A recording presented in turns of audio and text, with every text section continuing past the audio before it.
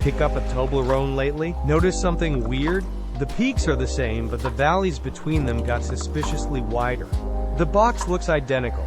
The price tag hasn't moved, but the chocolate, the actual chocolate you're paying for, quietly lost weight. Now here's the question nobody asks. Why did a decision made in a marble building in Washington, D.C. reshape the geometry of a Swiss chocolate bar sold in London?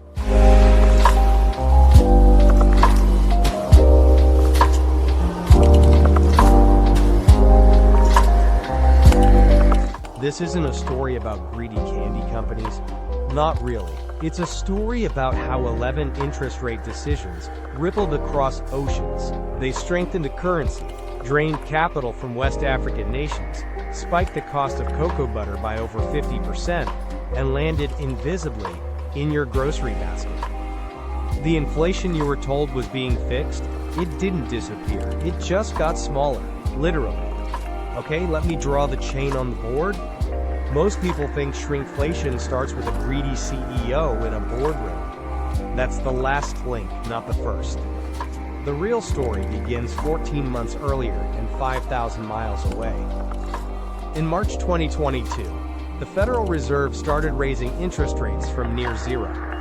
11 hikes later, rates hit 5.25 to 5.50%, the steepest climb in decades. Think of it like the Fed yanking a giant drain plug in the global money pool. Here's what that drain plug did. Money rushed toward dollar assets because suddenly, American bonds paid real returns. The dollar flexed. The dollar index surged 15 to 20% in 2022 alone. Now cocoa, sugar, aluminum, they're all priced in dollars. So if you're a chocolate maker in Belgium buying cocoa, your bill just spiked even before cocoa itself got more expensive. Meanwhile, in Ghana, the cedi became the world's worst performing currency that year. Farmers, costs soared, capital fled. The Fed wasn't targeting Ghana, but Ghana got hit anyway. So picture the full board now. Fed raises rates. Dollar strengthens. Capital flees emerging markets. Cocoa-producing nations destabilize. Cocoa butter prices jump over 50%. Mondelez, the company behind Cadbury and Toblerone, faces a choice. Raise the sticker price and watch shoppers flinch?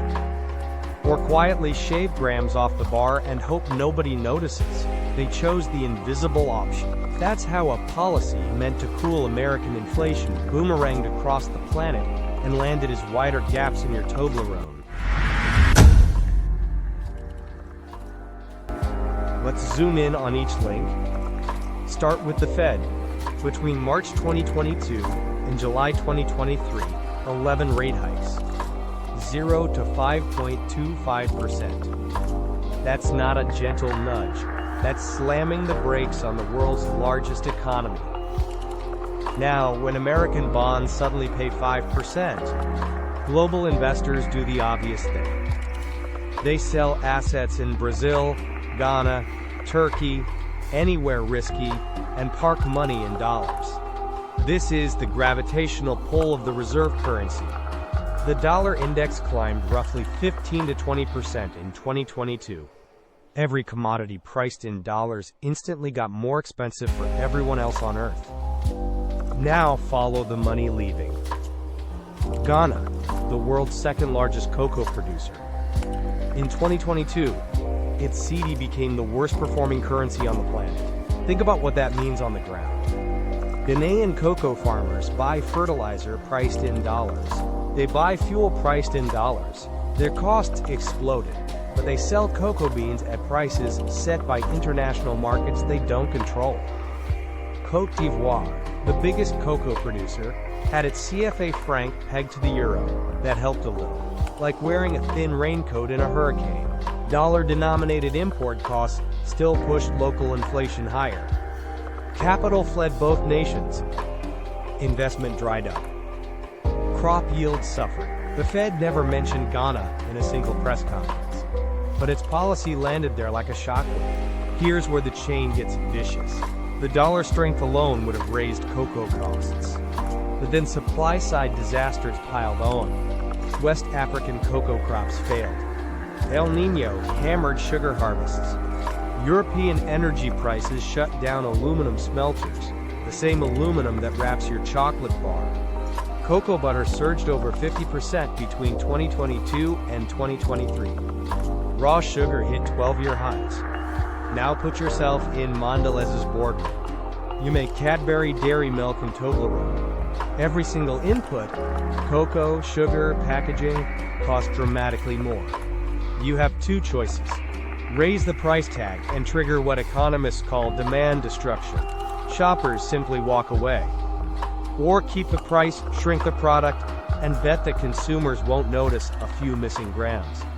Mondelez chose door number 2. They literally reshaped Toblerone. Wider gaps between the peaks. Same box. Same price. Less chocolate. That's textbook shrinkflation. And the backlash was real. Consumer outrage and regulatory scrutiny swept across the UK and EU. But here's the punchline nobody talks about. The Fed raised rates to fight American inflation. That policy strengthened the dollar. The strong dollar destabilized commodity-producing nations. Destabilized nations produced less cocoa at higher cost. Higher costs forced manufacturers to hide inflation inside the product itself. The inflation didn't disappear. It shape-shifted. It went from a number on a price tag to a physical absence. Fewer grams in your hand. The Fed tried to make inflation invisible through policy. The candy companies made it invisible through geometry. So here's the misconception most people carry around. They think inflation is just about prices going up. A number changes on a sticker, and you notice it. But that's only the visible kind. The invisible kind is sneakier. It changes what you hold, not what you pay. You hand over the same $3. You get fewer grams. Your receipt looks fine. Your hand feels lighter. That's the trick. The Fed told America inflation was cooling. The CPI charts agreed. But your chocolate bar quietly lost weight on the shelf. Now here's what makes this a boomerang. Not a straight line. The Fed raised rates to protect American consumers from rising prices. That policy strengthened the dollar. The strong dollar punished Ghana's cedi, the worst performing currency in 2022. Ghanaian farmers. Costs exploded. Cocoa supply tightened. Cocoa butter surged over 50%. European manufacturers absorbed the hit by shrinking your bar. So American monetary policy flew across the Atlantic, crashed through West Africa, and circled right back to your grocery aisle, disguised.